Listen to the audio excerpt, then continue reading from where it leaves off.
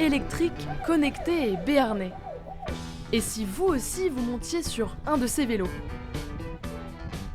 Pour les utiliser, rien de plus simple.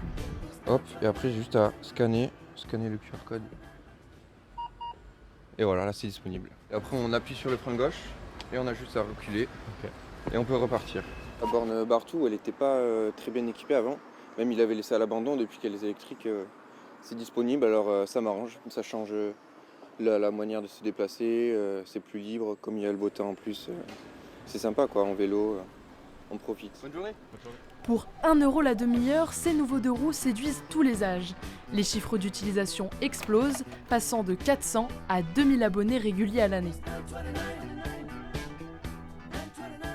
La raison de leur succès, eh bien, les vélos sont désormais électriques avec une charge rapide et jusqu'à 40 km d'autonomie.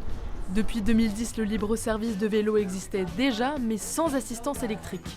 Cette nouveauté n'est pas anodine, alors pour en savoir plus, direction l'atelier e-Décycle. L'intérieur des composants, tout ce qui est contrôleur, le cerveau du vélo, qu'on appelle la main. La grande nouveauté, en tout cas la technologie qui nous plaît beaucoup et qui a beaucoup plu sur ces vélos, c'est la charge par induction. C'est-à-dire que les vélos et la station prennent peu de place en termes de génie civil, puisqu'ils sont regroupés les uns aux autres, et les charges se font par un système d'aimant.